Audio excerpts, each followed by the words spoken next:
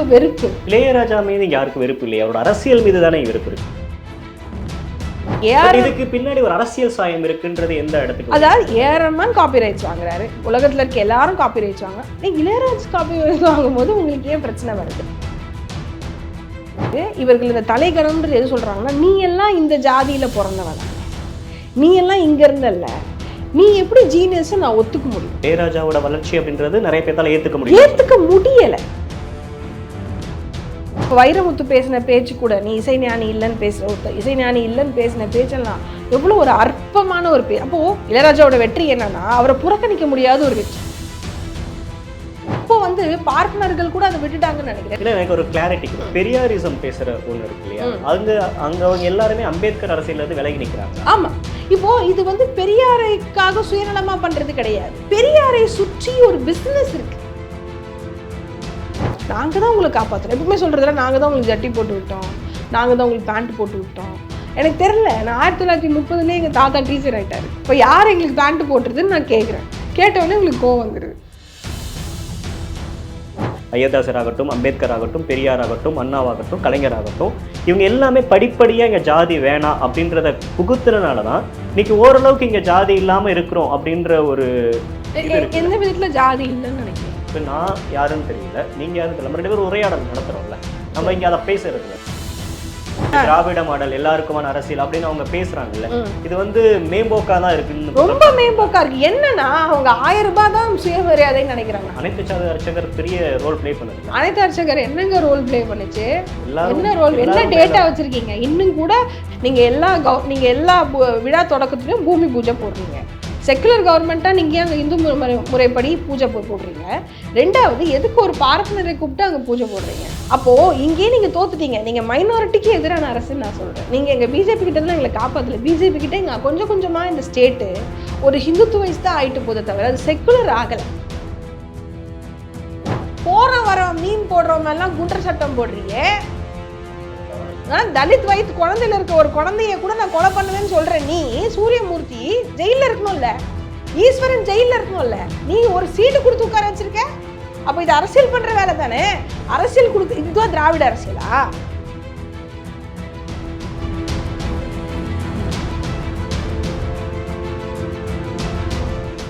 அனைவருக்கும் வணக்கம். இன்றைய சிறப்பு நேர்காணலில் நம்மோடு இணைந்திருக்கிறார் சமூக செயற்பாட்டாளர், எழுத்தாளர் சாலின் மரியா லாரன்ஸ் அவர்கள். வணக்கம். வணக்கம். சமீபத்தில் உங்களுடைய பேட்டி தான் சமூக வலைதளங்களில் அதிகமாக பேசப்பட்டு இருக்கு.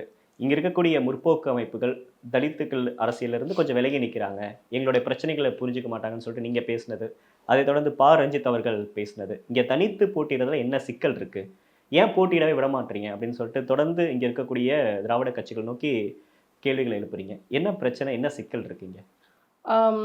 முதல்ல வேர்ச்சொல்ல என்ன நடந்ததுன்னு எக்ஸ்பிளைன் பண்ணிடணும்ல. இப்போது வேர்ச்சொல் வந்து கிட்டத்தட்ட வானம் 3 வருஷமாக இந்த இலக்கிய விழா நடத்திட்டு இருக்காங்க. கலை இலக்கிய விழா. நீங்கள் பார்த்தீங்கன்னா ஒரு பக்கம் பிகே ரோசி திரைப்பட விழா நடக்கும், ஒரு பக்கம் வானம் கலை விழாவில் எல்லா ஸ்கல்ப்சர்ஸ் அண்ட் எல்லா சிற்பிகள், ஓவியர்கள் அவர்களுடைய கண்காட்சி. இந்த தடவை கொஞ்சம் மாடர்னாகவே ஒரு இது கொண்டு போயிருந்தாங்க, மலக்குழி மரணங்கள் குறித்தெல்லாம். அதுக்கப்புறம் எண்டில் ஒரு லிட்ரேச்சர் ஃபெஸ்டிவல் 2 நாள் நடக்கும். மதுரையில் தான் ஃபஸ்ட்டு நடந்துச்சு, அதுலேயும் நான் பேசினேன். போன வருஷம் நடந்துச்சு, அங்கேயும் நான் பேசினேன். இது வந்து 3வது ஒரு இது. ஏன்னா குறிப்பாக ஏன் தொடர்ச்சி, எனக்கு நான் நீலத்தோட ஒன்றும் அவ்வளோ க்ளோஸ் கிடையாது. இன்ஃபேக்ட் நீலத்தோட நான் க்ளோஸ் கிடையாது. ஆனாலும் அவங்க ஏன் கூப்பிடுறாங்க அப்படின்னா, தலித் குரல்களில் பெண் குரல், ஒரு நகர்ப்புறம் சார்ந்த உழைக்கும் வர்க்கத்திலேருந்து ஒரு குரல் இருக்குது எழுத்தாளர் அப்படிங்கும்பொழுது. இப்போ நீங்கள் பார்த்தீங்கன்னா சென்னை இலக்கிய விழான்னு நடந்துச்சு, இந்த 2 வருஷமாக கவர்மெண்ட்டில், தமிழ்நாடு கவர்மெண்ட்டில் பண்ணாங்க. சென்னையை சார்ந்த எழுத்தாளர்கள்லாம் பேச வைக்கிறேன்னு சொல்லிட்டு, நான் பூர்வக்குடி தமிழ் பெண், நான் சென்னை குறித்து தான் என்னோட முதல் புத்தகமே வட சென்னைக்காரி, சென்னை குறித்து தான் எழுதிட்டே இருக்கேன். சென்னையோட சிங்கார சென்னை பிரச்சனைகள், சென்னையோட கலாச்சாரம், உணவு, அது மாதிரி சென்னையை பற்றி எழுதி கொண்டிருக்கிற ஒரு விஷயம்னு வச்சுக்கோங்களேன். அது எல்லா ஆங்கிலத்தில் கூட நிறைய வந்திருக்கு. ஆனால் இந்த 2 விழாக்களுக்குமே என்ன கூப்பிடலை. இந்த 2 விழாக்களுக்குமே சென்னை இலக்கிய விழா. அப்போ நான் சென்னை பெண் தான். யாரையும் கூப்பிட்றாங்க, என்னை கூப்பிடல. அப்போ நான் எழுதினேன். சரி, என்னால் புரிந்து கொள்ள முடிகிறது. அரசாங்கத்தை விமர்சிப்பவர்களை இவர்களால் தாங்க முடியல. உங்களை நிராகரிச்சதுக்கு அரசாங்கத்தை விமர்சிக்கிறது தான் காரணம்னு எனக்கு நல்லாவே தெரியும். ஏன்னா அந்த குழுக்கள்ல யார் இருந்தாங்கன்னா, அந்த குழுக்கள்ல நிறைய இடதுசாரிகள் இருந்தாங்க. இந்த நீங்க சொல்லக்கூடிய நிறைய இடைநிலை ஜாதி இடதுசாரிகள்லாம் நிறைய இருந்தாங்க. நமக்கு தெரியுது அவங்க நம்ம என்ன பண்றாங்க. அந்த அரசியலை கூட புரிந்து கொள்ள முடியாத மூளை கெட்டவர்கள் நாங்கள் இல்லை. அது சரியா? இதுக்கு முன்னாடி சில பேரை கூப்பிடாம சண்டை போட்டு பாக்கியம் சங்கர் எல்லாம் பேச வச்சாங்க. பாக்கியம் சங்கரே கூட பேச வைக்காம சண்டை போட்டு பேச வச்சாங்க. இந்த மாதிரியான விஷயங்கள்லாம் நடந்தது. அப்போது எங்களுக்கு அதை பற்றி பிரச்சனை இல்லை. ஏன்னா எங்களுக்கு வந்து சரி, நமக்கான ஒரு இடம் இருக்குது, நம்ம அங்கே பேசுவோம். இப்போ நிறைய இடத்துல நான் பேசுகிறேன். நான் நிறைய காலேஜஸில் பேசுகிறேன். நான் கிட்டத்தட்ட 7 வருஷமாக இந்தியா ஃபுல்லாக பயணப்பட்டு நான் பேசாத டாபிக் இல்லை, நான் எடுக்காத ட்ரைனிங் இல்லை. இப்படி தான் நம்ம பேசிகிட்டு இருக்கோம். வெளிநாட்டு பல்கலைக்கழகங்களுக்கு நம்ம கிளாஸ் எடுக்கிறோம். இப்போ இந்தியாவுக்கு வராங்க, நம்ம கிளாஸ் எடுக்கிறோம். இங்கேருந்து ஆன்லைனில் கிளாஸ் எடுக்கிறோம். எல்லாம் போகுது. ஆனால் இது வந்து எப்படின்னா ஒரு தாய் வீடு மாதிரி. இங்கே வந்து நம்மளுக்கு ஒரு நல்ல ஒரு ஸ்பேஸ் இருக்கும் எல்லார்ட்டையும் பேசுகிறதுக்கு. ஏன்னா தலித்துக்குன்னு ஒரு மேடை இல்லை, தலித் அரசியல் பேசக்கூடிய ஒரு மேடை இல்லை. அப்படி இருக்கக்கூடிய ஒரு இடத்துல வந்து நம்மளை கூப்பிடுறாங்க அப்படிங்கும்போது நம்ம போகிறோம். ஏன்னா அவங்க வந்து என்னை வந்து ஒரு கழகம் குரலாக பார்க்குறாங்க. ஒரு தலித் அரசியலில் எழுத்து உலகத்தில் ஒரு பெண், பூர்வக்குடி பெண், உழைக்கும் வர்க்கம் பெண் அப்படிங்கிறது அவங்களுடைய ஒரு இது. இப்படி எல்லாரையும் கூப்பிட்றாங்க. ஏன்னா கனிமொழியை கூட ஒரு நாள் முன்னாடி கூப்பிட்டுருந்தாங்க ஒரு இவெண்ட்டுக்கு. சரியா? எல்லாரும் அதில் வெறும் தலித்துகள் மட்டும் இல்லை. இப்போ மீனா கந்தசாமி இருக்காங்க. மீனா கந்தசாமி வந்து தலித் அல்ல, இருந்தாலும் மீனா கந்தசாமியும் பேசுகிறாங்க இல்லையா? அது மாதிரி எல்லாருமே பேசுகிறாங்க. இப்படிப்பட்ட ஒரு சூழலில் வந்து கொடுக்கப்பட்ட தலைப்பு வந்து பப்ளிக் டிஸ்கோர்ஸில் தலித் அரசியல். பப்ளிக் டிஸ்கோர்ஸில் பொது அரசியல் தளங்களில் தலித் அரசியல்னும் போது நம்ம சமூக வலைத்தளங்கள் பொது இது அப்படிங்கிறது ரொம்ப முக்கியம். அதுக்கப்புறம் வீட்டுக்குள்ளே பேசுகிற பேச்சு, டீ கடையில் பேசுகிற பேச்சு. இப்போ என்னோட வீடியோ பார்த்துருந்தாங்களே சொல்லியிருக்கேன், பொது தளத்தில் எல்லாரும் என்ன பேசுகிறாங்க அப்படிங்கிற ஒரு விஷயம். அப்போது கலை இலக்கிய விழா தானே. அப்போ கலை இலக்கிய விழாவில் நம்ம யாரை பற்றி பேச முடியும்? கலையை பற்றி தான் பேச முடியும்.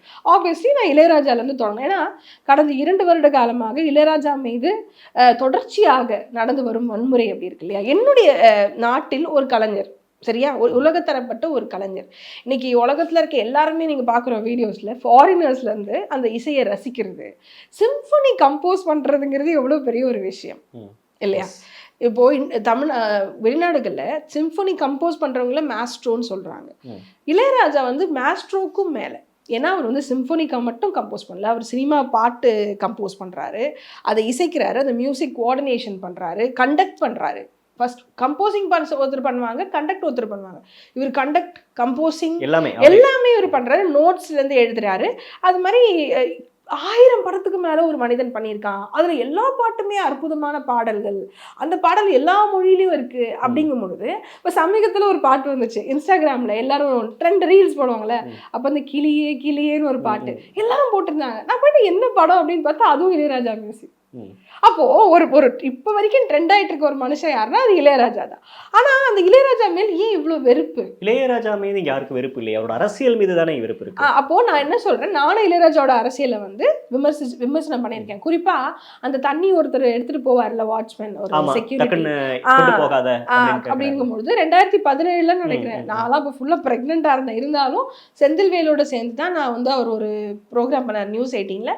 நான் வந்து இளையராஜாவை அதில் விமர்சனம் பண்ணேன். இருந்தாலும் இளையராஜா அப்படி பண்ணியிருக்க கூடாது, ஒரு எளிய மனிதன், அது தப்பு அப்படிங்கிற மாதிரி நான் சொன்னேன். ஆனால் அதுக்கப்புறம் வந்தது எல்லாமே பார்த்தா பொய்யான ஒரு விஷயங்கள். அதாவது இளையராஜா வந்து யாருக்கும் உதவி செய்ய மாட்டாரு, இளையராஜா வந்து தலைகணம். இப்போ குழந்தையிலேருந்தே நமக்கு சொல்லிக் கொடுக்கப்பட ஒரு விஷயம் இருக்குல்ல, இளையராஜானா தலைகணம் அப்படின்னு. இப்போ என்ன தலைகணம்? அப்போ நான் யோசிக்கிறேன் உட்காந்து, என்ன தலைகணமாக இருக்கும்? ஒரு மனிதன் யாருக்கும் அடிப்பணியாமல் தனக்கு எது சரின்னு நினச்சி செஞ்சு அவனுக்கான ஒரு ஸ்பேஸ் எடுக்கிறது தலைகணமா அப்படின்னா அது தலைகணம் இல்லை, அது அசர்ட்டிவ்னஸ். அதுக்கு பேர் ஹெட்ஸ்ட்ராங்னு கூட சொல்லக்கூடாது. என்னுடைய ஒரு கலா வித்யா கர்வம்னு சொல்லுவாங்க தெரியுமா, வித்யா கர்வம்னு கூட சொல்லலாம். அது தப்பே கிடையாது. அப்போது இளையராஜா ஒரு கிரியேட்டராக இருக்கும்பொழுது அவருக்கு அந்த ஸ்பேஸ் தேவைப்படுது. He can be jovial with everybody, but certain times he has to be. நம்ம பார்க்குறோம்ல கச்சேரிங்கள்ல எவ்வளோ அழகா இன்டராக்ட் பண்றாரு பார்த்துருக்கீங்களா? ஒரு தலைக்கணம் இருக்கிற ஒரு மனிதன் ஒரு பாட்டை போட்டு ஜாலியா பாடி பாட்டோட பிறந்த கதையை சொல்லி அப்புறம் எனது ஜீவன் நீங்கள் தான் அப்படின்ட்டு எல்லாரையும் பார்த்து சொல்றது, நீங்க இல்லாம நான் இல்லை, நீங்க தான் என் தலைவர். அப்போ எங்க அந்த அந்த ஆளுக்கு வந்து ஒரு கர்வம் இருக்கிற மாதிரி எனக்கு ஏன் அந்த நரேட்டிவ் செட் பண்றாங்கன்னு நினைக்கிறீங்க? இதுக்கு பின்னாடி அரசியல் இருக்குன்னு அதுக்கு பின்னாடி தான் நான் யோசிக்கிறேன். அப்போ நான் உட்காந்து யோசிக்கிறேன். இளையராஜாவெல்லாம் திட்டி முடித்த பிறகுதான் நான் உட்காந்து யோசிக்கிறேன். அப்போ என்னன்னு பார்த்தா இந்த ஜீனியஸ் இருக்குல்ல, இந்த ஜீனியஸ் அப்படிங்கிற தொடர்ச்சி அறிவு மேட்டர் வந்தப்ப நான் எழுதியிருந்தேன். அறிவுக்கு ஏன் கிரெடிட் கொடுக்காம சந்தோஷ் நாராயணன் இது பண்ணிட்டாரு, அது ரோலிங் ஸ்டோன் கான்ட்ரவர்சியில நான் ஒரு ஆர்டிக்கல் இங்கிலீஷ்ல எழுதியிருந்தேன். அப்போ நான் அதில் போட்டேன், எனக்கு இப்போதான் இளையராஜாவின் கோபம் புரிகிறது. ஏன்னா எல்லாருமே காப்பிரைட்ஸ் வாங்கிட்டு இருக்கும் போது இளையராஜா வாங்காம இருந்திருக்காரு. அப்போ மலேசியா சிங்கப்பூரை சேர்ந்த கம்பெனிகள் இளையராஜாவின் பாட்டை யூஸ் பண்ணி சம்பாதிக்கும் போது இளையராஜா அப்போதான் ஃபர்ஸ்ட் டைமா கேஸ் போடுறாரு. அப்போதான் அவருக்கு தெரியுது நம்ம இந்த நாள் வரைக்கும் நமக்கு எல்லாரும் காப்பிரைட்ஸ் வாங்குறாங்க, நான் வாங்கல. தெரியல அவருக்கு. he was giving the music.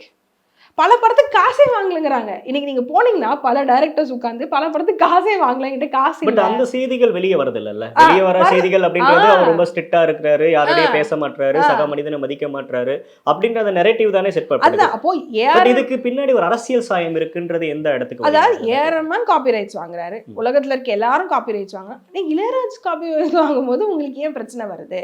அப்போ உங்களுக்கு கோவம் வருது. அப்போ தலை கர்வம். அப்ப என்னன்னா ஒருத்தர் பேட்டி கொடுக்குறாரு, இந்த எடிட்டர் ஒருத்தர் பேட்டி கொடுத்துருப்பாரு சாய் விசித்ரால. அப்போ சொல்றாரு, இவெல்லாம் எங்க ஊர்ல கஞ்சிக்காக வந்து நின்றுட்டு இருப்பான், இவங்க குடும்பம்லாம் அப்படிங்கிற ஒரு வார்த்தை யூஸ் பண்ணுவாரு.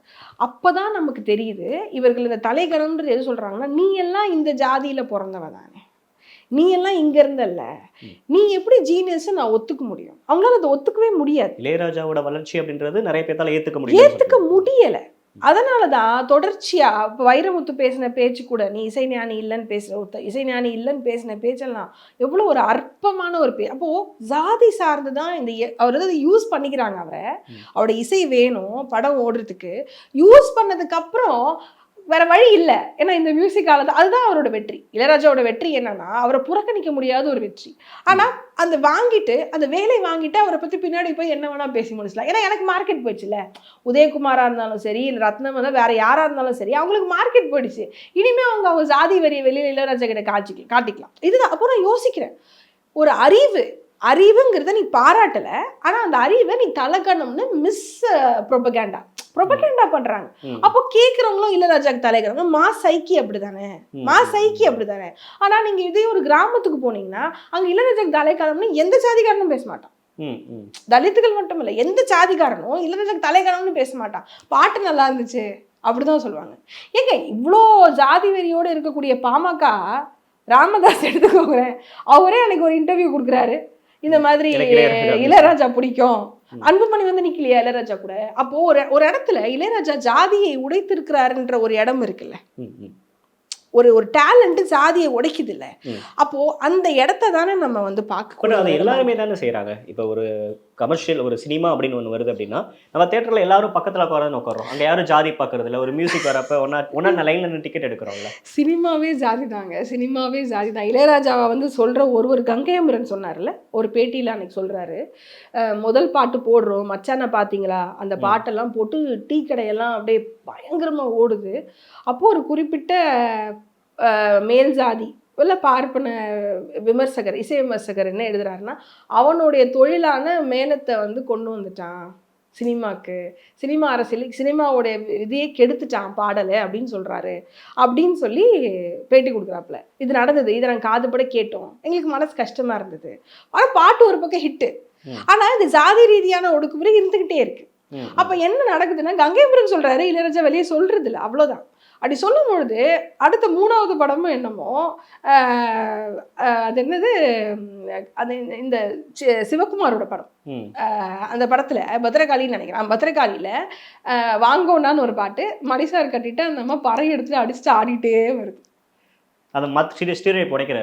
அதுதாங்க இளையராஜாவோட அரசியல், அதுதான் அரசியல். அப்போ என்னன்னா அவர்கள் தொடர்ச்சியாக எங்க 2024 என்னால கோயிலுக்குள்ள போக முடியல, 2024 தலித் பிரசிடென்ட் அவங்களால கோயிலுக்குள்ள போக முடியுதா? நம்ம தர உடனே முடியாது. சொல்ல முடியுமா? அவங்க வந்து பிரசிடென்ட் ஆயிட்டாங்க, அதனால ஜாதி உடஞ்சிச்சுன்னு சொல்ல முடியும்? சொல்ல முடியலையே. திமுகவே அதான் சொல்லுதுல்ல. ஜாதி பார்த்து தான் உங்களை உள்ள கூப்பிடல, ஜாதி பார்த்து தான் உங்களை கோயிலுக்குள்ள போன திமுக சொல்லுதில்ல. அப்போ பிரசிடென்ட்டா இருக்கக்கூடிய ஒரு ஒரு கோவிந்தையும் ராம்நாத் கோவிந்த். விடலல்ல, பூரிக்குள்ள விடலல்ல. அப்படி இருக்கும் பொழுது நான் என்னதான் இது பண்ணாலும் என்னோட உழைப்பை ஏற்றுக்கொள்கிற சமூகம் நாடாளுமன்ற திறப்புக்கே கூப்பிடல திரௌபதி முர்மு. கூப்பிடல. அப்ப என்னோட உழைப்பை ஏற்றுக்கொள்ளக்கூடிய சமூகம் என்ன சில இடத்துல சிறுமைப்படுத்தி தான் வச்சிருக்கோம். அது இளையராஜாக்கு தொடர்ந்து நடந்திருக்கு. பட் ஆனா அது யாரு செய்யறாங்கன்னு நினைக்கிறீங்க? அது இப்போ வந்து பார்ப்பனர்கள் கூட அதை விட்டுட்டாங்கன்னு நினைக்கிறேன். எனக்கு தெரிஞ்சு ஆரம்ப காலங்கள்ல பார்ப்பனர்கள் பிராமின்ஸ் வந்து இளையராஜாவை எவ்வளோ கங்கைமரன் சொன்ன மாதிரி அவ்வளோ விமர்சனம் பண்ணி இவர்களுடைய மூலத்தை கொண்டு வந்துட்டாங்கன்னு பேசின அந்த விமர்சனத்தை தாண்டி இப்போ அவர்களுடைய சரக்கை விற்பதற்கே சிக்கல் குருச்சரன் இருக்காரு, அது மாதிரி இது ரஞ்சனி காயத்ரி இருக்காங்க, இது மாதிரி நிறைய பேர் இப்போ அவங்களுக்கு மார்க்கெட் இல்லை அப்படிங்கும் பொழுது இளையராஜா பாட்டை வச்சு யூடியூப்ல வீடியோ போட்டு சம்பாதிக்கிறாங்க. வேற வழி இல்லை. அதுல இருக்கிற ராகத்தெல்லாம் பேசி அவங்க இளையராஜாவை ஏத்துக்கிட்டாங்க. அவங்க என்ன பண்ணுவாங்கன்னா ஏதோ ஒரு விஷயம் நல்லதா இருந்தால் அதை அப்ரோப்ரியேட் பண்ணிடுவாங்க. ஆமா, அது அப்படி அவங்களோட அரசியல் அதுதானே. அவங்களோட அரசியல் அதுதான். ஒரு விஷயம் பரதநாட்டியம் நல்லா இருக்கா, அதை அப்ரோப்ரியேட் பண்ணி எல்லாத்தையும் அப்ரோப்ரியேட் பண்றாங்க. அப்படி இருக்கும்போது என்ன ஆகுதுன்னா இடைநிலை சாதிகள் இருக்காங்களே, அவங்க எவ்வளோ தமிழ்நாடு அரசியல்ல இப்போ எப்படி ஆயிட்டாங்கன்னா அவங்களுக்கு பவர் ரொம்ப அதிகமாக இருக்கு, ஆட்சி பீடத்தில் இருக்காங்க. அவங்க தான் வந்து எல்லா மெயினாக இருக்கு ஓபிசி அரசியல். அப்போ அவங்களுக்கு வந்து 1000 தான் நீ டேலண்டாக இருந்தாலும் நீ வேணாம் எனக்கு. நான் உன்னை இப்படி தான் சொல்லுவேன். ஒரு விஷயம் சொல்கிறேன். பிரகாஷ்னு ஒரு பையன் புதுக்கோட்டையில் ஜீ தமிழில் வந்து பட்டியலின பையன் ஜீ தமிழில் வந்து ஃபேமஸ் ஆகி ரொம்ப ஃபேமஸ் ஆகிட்டான். எல்லாருக்குமே தெரியுது பிரகாஷ் அப்படின்னு. அருமையான சிங்கர். அந்த பையன் ஊருக்கு போய் தீபாவளியில் பட்டாசு வாங்கிட்டு போகிறான். அவனை போட்டு அடித்து கொலை குத்து பண்ணி அவனை படு காயமாக இதில் இருக்கான். என்னென்னா நீನು அவ்வளோ பெரிய இவனா, நீ எல்லாம் போய் ஜீ டிவியில் பாடுவ, நீ எல்லாம் டிவியில் பாடுவேன்னு அடிக்கிறான். இப்போ நம்ம என்ன பண்ணுவோம், இவன் இசையை ரசிப்பான்னு தானே நினைக்கிறோம். ஆனால் அவன் என்ன சொல்கிறான், நீ எல்லாம் ஆளு நீ இப்போ பாடுறியா? இதுதான் சாதி. மாஸ் மென்டாலிட்டியில நம்ம ரசிக்கிறோம், ஆனா தனியா வரப்ப அது வேற ஜாதியா தான் அவன் பார்க்குறான். அவன் ஜாதியா, அவன் ஒருத்தருடைய ஜாதி அடையாளம் தெரிந்த பிறகு, ஒருத்தர் ஜாதி அடையாளம் தெரியாத வரைக்கும் அவங்களை ஒன்றும் பண்ண மாட்டாங்க. ஜாதி அடையாளம் தெரிந்த பிறகு அவர்களை எவ்வளோ கேவலப்படுத்தணுமோ அவ்வளோ அப்போது நான் பேசின பேச்சு என்னன்னா, ஒரு கலை இடத்துல இருக்கும், ஒரு டேலண்டட் கம்போசர் இருக்காரு அப்படின்னு இருக்கும் பொழுது, இப்போ ஏஆர் ரஹ்மானை இஸ்லாமியர் என்ற காரணத்திற்காக யாராவது ஒரு வார்த்தை சொன்னாலும் நான் தான் முதல்ல போய் நிற்பேன். சரியா? நான் தான் முதல்ல போய் நின்று சொல்லுவேன், இல்லை இல்லை, ஏன்னா ஏஆர்எம்க்கு எவ்வளோ த்ரெட் இருக்கும் லைஃப்பில், இருந்தாலும் ஹி கம்போசஸ் மியூசிக். அதே மாதிரி தான் நான் இளையராஜாக்காகவும் நிற்கிறேன். கொடுக்குற குரல் இளையராஜா கொடுக்க மாட்டீங்கன்னு கேட்போ. நான் ஒரு குறிப்பிட்ட விஷயத்தை சொல்கிறேன். அந்த விஷயம் சமீபத்தில் நடந்த ஒரு விஷயம். இப்போ எல்லாருமே எழுதுறாங்க, நானும் சொல்கிறேன் எழுதுனது தப்பு தான், அது மாதிரி எழுதிடக்கூடாது, மேபி அதுக்குள்ளே ஒரு அரசியல் இருக்கலாம், மோடியை பற்றி எழுதுன்னு சொல்லணும். இது விமர்சனம். ஆனால் நீ என்ன சொல்கிற, இவிகே இளங்கோவன் வீரமணியை மேடையில் வச்சுட்டு ஈரோட்டில் உட்காந்துருக்க. ஈரோடோட ஸ்பெஷாலிட்டி என்ன தெரியுமா? ஜாதி வெறி. ஈரோடோட ஸ்பெஷாலிட்டி வந்து ஒரு அம்பேத்கர் சிலை கூட கிடையாது கொங்கு பெல்ட்டில். பெரியார் பிறந்த மண் இல்லாது. ஆமாம், இருந்தாலும் சரி அங்கே வந்து பெரியாருக்கு எவ்வளோ சிலை இருக்குதான்னு தெரியல, தேடி பார்க்கணும். இல்லை, எனக்கு ஒரு கிளாரிட்டி கொடுங்களேன். பெரியாரிசம் பேசுகிற ஒன்று இருக்கு இல்லையா, அங்கே அவங்க எல்லாருமே அம்பேத்கர் அரசியலேருந்து விலகி நிற்கிறாங்களா? ஆமாம், பெரியார் அம்பேத்கரை ஏற்றுக்கொண்ட அளவு பெரியார் வந்து அம்பேத்கரை தலைவர்னு சொல்றாரு.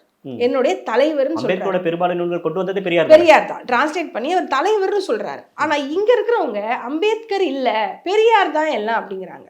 அப்போ இவங்க என்ன சொல்றாங்கன்னா, அம்பேத்கர் ஜாதி ஒழிப்பை முழுவதாக பேசியவர், வெறும் பார்ப்பன எதிர்ப்பு கடவுள் மறுப்பு மட்டும் அவர் பேசல.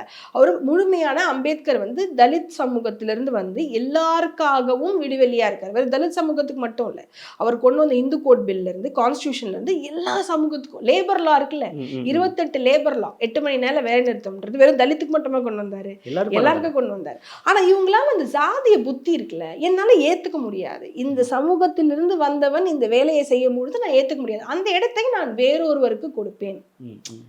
இப்போ இது வந்து பெரியாரைக்காக சுயநலமா பண்றது கிடையாது, பெரியாரை சுற்றி ஒரு பிசினஸ் இருக்கு. ஓகே, இப்போ நீங்க இயேசுவை பற்றி விமர்சனம் பண்ணாங்கன்னா ஏன் இந்த பாஸ்டர்ங்களாம் அவங்கள திட்ட வராங்க? விட்டுலாம, இயேசு பார்த்துப்பாரு நினைக்கலாம்ல. ஏன் திட்டுறான், ஏன் அடிக்கிறான், ஏன் மிரட்டுறான்? ஏன்னா எண்ட் ஆஃப் த டே இயேசுவை சுற்றி ஒரு பிஸ்னஸ் இருக்குல்ல. அவ பெரியாரை சுற்றி பெரியாரிதழ் இருக்கு, அந்த அறக்கட்டளை இருக்கு, அவருடைய புத்தகங்கள் இருக்கு, அது சுற்றி ஒரு உலகளாவிய அரசியல் இயக்கங்கள் இருக்கு, இந்த விஷயம் இருக்கு. இது அவங்களால உடைக்க முடியாது. அம்பேத்கர் அங்கே வச்சுட்டோன்னா இது சிறுசாயிடுச்சுன்னா இவங்களுக்கு அதில் வருமானம், லாபம், பெனிஃபிட்ஸு கம்மியாடும். இப்படி ஒரு விஷயம் இருக்கு, நம்ம அதை பார்க்கணும். இது பெரியார் பண்ண தப்பு அப்படின்னு இல்லை, பெரியார் எந்த தவறும் செய்யவில்லை இல்லையா? பெரியார் போராடினார் நிறைய விஷயத்துக்காக. ஆனால் உண்மையான சில விஷயங்கள் பண்ண ஒரு மனிதரை நீங்கள் வந்து பேசுகிறதே இல்லைன்னா அவரை சிறுமைப்படுத்துகிற நோக்கம். அது இன்னொன்று ஜாதி வெறி. நீ தலித்து, நாங்கள் தான் உங்களை காப்பாற்றுறோம். எப்பவுமே சொல்கிறதுல நாங்கள் தான் உங்களுக்கு ஜட்டி போட்டு விட்டோம், நாங்கள் தான் உங்களுக்கு பேண்ட் போட்டு விட்டோம். எனக்கு தெரில, நான் 1930 எங்கள் தாத்தா டீச்சர் ஆகிட்டார், 1940 எங்கள் தாத்தா டீச்சரு, எங்கள் பாட்டியும் டீச்சரு. இப்போ யார் எங்களுக்கு பேண்ட் போட்டுருதுன்னு நான் கேட்குறேன். கேட்டவுடனே உங்களுக்கு கோவம் வந்துடுது. பட் இந்த இடத்துல தான் அவங்க ஒரு விஷயத்த சொல்கிறாங்கல்ல, தமிழ்நாடு அப்படின்றது இங்கே வந்து ஒரு ஜாதி ஒழிப்பை இங்கே நீங்கள் அம்பேத்கர்லேருந்து எடுத்துக்கலாம். அதுக்கு முன்னாடி அயோத்திதாசர்லேருந்து நம்ம பேசணும். அயோத்திதாசர் ஆகட்டும், அம்பேத்கர் ஆகட்டும், பெரியார் ஆகட்டும், அண்ணாவாகட்டும், கலைஞர் ஆகட்டும், இவங்க எல்லாமே படிப்படியாக இங்கே ஜாதி வேணாம் அப்படின்றத புகுத்துறதுனால தான் இன்னைக்கு ஓரளவுக்கு இங்கே ஜாதி இல்லாமல் இருக்கிறோம் அப்படின்ற ஒரு எந்த விதத்தில் ஜாதி இல்லைன்னு நினைக்கிறீங்க? இப்போ நான் யாருன்னு தெரியல, நீங்கள் யாருன்னு தெரியல, நம்ம 2 பேரும் உரையாடல் நடத்துகிறோம்ல, நம்ம இங்கே அதை பேசுறது இல்லை. நான் சொல்கிறேன், இருளர் மக்கள் ஜாதி சான்றிதழ் கிடைக்காம மாசத்துக்கு 2 பேர் தற்கொலை பண்ணிக்கிறாங்க தமிழ்நாட்டில். வட்டாட்சியர் அலுவலகம் முன்னாடி, கலெக்டர் ஆஃபீஸ் முன்னாடி தற்கொலை பண்ணிக்கிறாங்க. குறவ நீர் ஆத்தென்டிக், நீங்கள் போய் பாருங்கள், நீங்கள் போய் கூகுள் பண்ணி பாருங்கள். சர்டிஃபிகேட்டில் Aadhaar card certificate, community certificate மெயினாக இல்லாமல் அவங்களால படிக்க முடியல.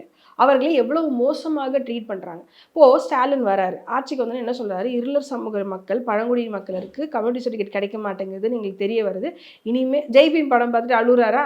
அழுதுட்டு என்ன பண்ணுறாரு, நான் வந்து உங்களுக்கு எல்லா ஹெல்ப்பும் பண்ணுறேன், இந்த 1 வருஷத்துக்குள்ளே உங்களுக்கு எல்லாம் கிடைக்கிற மாதிரி பண்ணேன்னு சொன்னீங்க. ஆனால் என்ன தர்மம் நடந்துச்சு, அவங்களுக்கு கிடைக்கவே இல்லை. அப்படி போராடி இருளர் சமூக மக்களை கைது செய்து கூட்டு போனாங்க இந்த ஆட்சியில். இதுதான் நடந்தது. இதுதான் ஜாதி. நீங்கள் பார்ப்பனர்களை கைது செஞ்சீங்களா? கோயிலுக்குள்ளே விட மாட்டேன்னு சொன்ன வன்னியர்களை கைது செய்தீங்களா? செய்யலை. ஆனால் உங்களால் இருளர் சமூக மக்களை கைது செய்ய முடியுது. அதுக்கப்புறம் பார்த்தீங்கன்னா கஸ்டோடியல் டார்ச்சர் டெத்து கடந்த 1.5 வருடமாக 2 வருடமாக தமிழகத்தில் கிட்டத்தட்ட 20க்கும் மேற்பட்ட கஸ்டோடியல் டார்ச்சர் டெத்து. சென்னையில் தான் இன்னும் கூட அதிகமாகவே இருக்குது. அப்போ நம்ம போகிறோம், கஸ்டோடியல் டார்ச்சர் டெத்து வட மாவட்டம், திருவள்ளூர். இப்போ பாருங்கள், 12 நாளில் 4 பேர் செத்து போயிருக்காங்க. இப்போ நியூஸ் 12 நாளில் 4 பேர் செத்து போயிருக்காங்க. பீப்புள்ஸ் வாட்ச் ரிப்போர்ட் கொடுத்துருக்காங்க. திருவள்ளூர் சேர்ந்த ஒருத்தர், ஊரை பக்கத்தை சேர்ந்த ஒருத்தர், இந்த மாதிரி 4 பேர். இவங்க எல்லாமே தலித்து. அப்போ நம்ம ரிப்போர்ட் எடுத்து பார்க்கும்பொழுது இறந்த இந்த 20க்கும் மேற்பட்டவங்களில் 90% தலித் இளைஞர்கள். இதுதானே ஜாதி? அப்புறம் ஒரு வடநாட்டிலேருந்து உங்களுக்கு ஒரு ஆங்கில இதழிலேருந்து ஒரு ரிசர்ச் பண்ணுறாங்க. சிறைகளில் இருக்கக்கூடிய சிறைக்குள்ள ஜாதி இருக்குது, சிறைக்குள்ள ஜாதி பாகுபாடு ஜெயிலர் காட்டுறாங்க.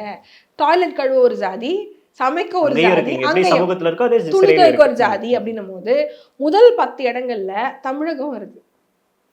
முதல் 10 இடங்கள்ல யூபி, தமிழகம் வருது. சரி, இது ஒரு பக்கம். இன்னொரு பக்கம் என்னன்னா, மலக்குழி மரணங்கள் தமிழகம் முதல் இடத்துல இருக்கு. நான் போய் ட்ரேஸ் பண்றேன், என்னடா ஆகுது அப்படின்னு பார்த்தா, அதுவும் கடந்த 1 வருட காலத்துல 20க்கும் மேற்பட்ட மரணம். ஏன்னா மலக்குழி மரணங்கள் குரூப்பாக போய் தானே சாகுறாங்க. 3 பேர், அது மாதிரி 6 பேர் செத்துருக்காங்க ஸ்ரீபெரும்புத்தூர்ல. அப்போ நான் உள்ளே போய் டீப்பாக டிக் பண்ணும் போது பார்க்குறேன்னா, ஸ்ரீபெரும்புத்தூரில் அதிகமான மலக்குழி மரணங்கள் தமிழகத்தில் இருக்குது. அப்போ Tamil Nadu capital of manual scavenging deaths. யூபிக்கும் தமிழ்நாட்டுக்கும் அப்படியே இப்படி ஆகிட்டே இருக்கும். ஆனால் தமிழ்நாட்டில் மேனுவல் ஸ்கேவெஞ்சிங் டெத் அதிகமாக இருக்குது. அதோட கேபிட்டல் எதுன்னு பார்த்தீங்கன்னா ஸ்ரீபெரும்புத்தூர். ஏன்னா ஸ்ரீபெரும்புத்தூரில் அதிகமான கம்பெனிகள், ரிசார்ட்டுகள், இது மாதிரியான விஷயங்கள் காஞ்சிபுரம் மாவட்டத்தில் இருக்கும்பொழுது அங்கே வந்து உங்களுக்கு இது நடக்குது, இந்த மேனுவல் ஸ்கேவெஞ்சிங். யாருமே தண்டிக்கப்படலை. அப்போ இறந்து போனவர்கள் யாரு? அதே 95% தலித்துகள், பழங்குடியினர். சரியா? அப்போ ஜாதி எல்லாத்துலயுமே இருக்கு. நான் ஒரு கம்ஃபர்ட்டபிளான இடத்துல, நீங்க திராவிட மாடல் எல்லாருக்குமான அரசியல் அப்படின்னு அவங்க பேசுறாங்கல்ல, இது வந்து மேம்போக்கா தான் இருக்குன்னு. ரொம்ப மேம்போக்கா இருக்கு. என்னன்னா அவங்க 1000 ரூபாய் தான் சுயமரியாதைன்னு நினைக்கிறாங்க. சுயமரியாதை அரசியல் தானே நீ பேசுற. இப்போ இன்னைக்கு பிரச்சாரம் பண்ற யாருமே சுயமரியாதைக்காக நான் இந்த ஜாதியை ஒழிச்சிருக்கேன், இந்த கோயிலுக்குள்ள உன்னை கூட்டு போனேன், இந்த மலக்குழி மரணத்தை ஒழிச்சிருக்கேன்னு எவனாவது பேசினானா? அனைத்து சாதி அர்ச்சகர் பெரிய ரோல் பிளே பண்ணதில்ல. அனைத்து அர்ச்சகர் என்னங்க ரோல் பிளே பண்ணுச்சு? என்ன ரோல், என்ன டேட்டா வச்சிருக்கீங்க? இன்னும் கூட தமிழ்நாட்டு கவர்மெண்ட் இந்து முறைப்படி பூமி பூஜை போடுது எல்லா இதுக்கும். ஓ, நீ செக்குலர் கவர்மெண்ட்னு சொல்ற, நான் ஜாதி மட்டும் பேசல, நான் ஒரு மைனாரிட்டியா பேசுறேன். நீங்க எல்லா விழா தொடக்கத்துலயும் பூமி பூஜை போடுறீங்க, அது எல்லாருடைய வரி பணம் தானே. செக்குலர் கவர்மெண்ட்டா நீங்க அங்கே இந்து முறைப்படி பூஜை போடுறீங்க. 2வது, எதுக்கு ஒரு பார்ப்பனரை கூப்பிட்டு அங்கே பூஜை போடுறீங்க? நீங்க ஒரு பூசாரியை கூப்பிட்டு போடலாம்ல. அப்போ இங்கேயே நீங்க தோத்துட்டீங்க. நீங்க மைனாரிட்டிக்கு எதிரான அரசுன்னு நான் சொல்றேன். நீங்க எங்க பிஜேபி கிட்ட இருந்து எங்களை காப்பாத்தல. பிஜேபி கிட்ட இங்க கொஞ்சம் கொஞ்சமா இந்த ஸ்டேட்டு ஒரு ஹிந்துத்துவைஸ் தான் ஆயிட்டு போதே தவிர அது செக்குலர் ஆகல. ம். அப்போ இது ஒரு பக்கம் இருக்கு. ஒரு பக்கம் கோயிலுக்குள்ள இப்ப இனி கூட பாருங்க சேலம் எரிஞ்சிட்டு இருக்கு. ஆமா. சேலத்துல கோயில்ல விடல. அப்போ ஏற்கனவே சேலத்துல வேறொரு பகுதியில மாரியம்மன் கோயில்ல ஒருத்தன் உள்ள தலித் ஒருத்தன் போகும்போது அவனை இந்த ஒன்றிய செயலாளர் திமுக ஒன்றிய செயலாளர் அவமானப்படுத்தி அவனை நடுரோட்ல நிக்க வச்சு அசிங்க அசிங்கமா பேசி, ஆனா எஸ்சி கேஸ் போட்டா முன்ஜாமீன்ல வெளியே வந்துட்டாரு. இந்தியாவிலேயே தமிழகத்துல மட்டும்தான் எஸ்சி கேஸுக்கு முன்ஜாமீன் கொடுக்குறாங்க. ஆக்சுவலா அதுல இல்லவே நினைக்கிறேன். அதுல முன்ஜாமீனே இல்லைங்க. கொடுக்கல. ஆனா வீக் ப்ராசிக்யூஷன் வெளியே வரான். அன்னைக்கு இவனை வெளியே விட்டதுனால தானே இன்னைக்கு இன்னொரு கோயிலுக்குள்ள உள்ள விட மாட்டீங்க. அப்போ கவர்மெண்ட் என்ன பண்ணணும்? போய் அடக்கணும். எல்லாரும் போங்க, நான் தலித்தை உள்ள கூட்டு போ. 100 நாள் 100வது வருடம் பெரியார் வந்து வைக்கம்ல கூட்டு போயிட்டாருன்னு ஸ்டாலின் போய் பினராயி விஜயனோட பேசுறாரு. 24 மணி நேரம் தீகா வந்து வைக்கம் வைக்கம் வைக்கம்ங்குது. வைக்கமை விட்டு தொலைங்க. இனிமே வைக்கம் வந்து தமிழகத்திலே இல்ல. ம். வைக்கம் தமிழகத்திலே இல்ல. மேல் பாதிக்குள்ள உங்களால இன்று வரை 6 மாசம் ஆகுது. அந்த தலித்துகளை உள்ள கூட்டு போக முடிஞ்சுதா? அவ்வளோ பெரிய ஆட்களா அவர்கள். அந்த இடத்துல பாமக பாலு வந்து சொல்றாப்புல மக்கள் கிட்ட, நான் உங்களுக்கு இருக்கேன், நீங்க என்ன வேணா பண்ணுங்க. அதை வீடியோ எடுக்கிறான். பாலுவை உள்ள அரெஸ்ட் பண்ணி வச்சிருக்கிறோமா? போற வர மீன் போடுறவங்க எல்லாம் குண்டர் சட்டம் போடுறியே, பாலு பண்ண வேலைக்கு நீ பாலு மேல என்னெல்லாம் போட்டிருக்கணும்? SC/ST போட்டிருக்கணும். ஐபிசியில் 100 செக்ஷன் வருது. அன்லாஃபுல் அசம்பிளி வருது. அதெல்லாம் தூக்கி நீ உள்ள போட்டிருக்கோம்ல. ஆனா நீ பாலுவே வச்சு பாலு கூட்டணி இருக்காப்லையா? இல்லையே. ஆனா நீ ஜாதிக்கு பயப்படுற. பாலுவோடைய ஜாதிக்கு பயப்படுற. எனக்கு 26% இருக்கு. எனக்கு 26% ஓட்டு இருக்கு. ஆனா எனக்கு நீ பயப்படல. ஆனா பாலுவோட ஜாதிக்கு பயப்படுறனா நீ என்ன வந்து இன்னும் தீண்டத்தகாதாகவும் இன்னும் ஒரு கேவலமான ஒரு மனிதனாகவும் கிருமியை விட மோசமாகவும் இந்த ஸ்டேட்டும் இந்த பார்ட்டியும் பாக்குது. இப்போ தென்காசியில கோயிலுக்குள்ள போக முடியல, வந்து நிக்கிறாங்க. மேம் இப்போ எனக்கு ஒரு சின்ன டவுட் ஒன்று இருக்கு. இப்போ இங்க தலித் மீது தினைக்கும் வன்முறைகள் நடக்குது அப்படின்றதுல மாற்று கருத்து இல்ல. எல்லா ஏதோ ஒரு வகையில கடந்த 2 வருடத்துல 50% எக்ஸ்ட்ரா இருக்கு, வளர்த்து growth ஆயிருக்கு தலித்துகள் மீது எல்லாமே ஒரு வன்முறை அப்படின்றப்ப எல்லாமே அட்மினிஸ்ட்ரேஷன் பிரச்சனை தான் வரும். இதனால வந்து ஒட்டுமொத்த கட்சியே தப்பு அப்படின்ற விமர்சனம் வைக்கிறது. ஏன்னா இதுல ஈடுபடுறதே கட்சியை சேர்ந்தவர்கள் தானே. ஒன்னு அதிமுகவா இருக்கான், இல்ல திமுகவா இருக்கான். இன்னொன்னு கவர்மெண்ட் இவங்க மேல SC/ST கேஸ் புக் பண்ணி இவங்களை ஒழுங்கா வாதாடி உள்ள வச்சா 5% தாங்க தண்டிக்கப்படுறான். நான் எத்தனை பேட்டியில இதையே சொல்றது, 5% தான் தண்டிக்கப்படுறான்.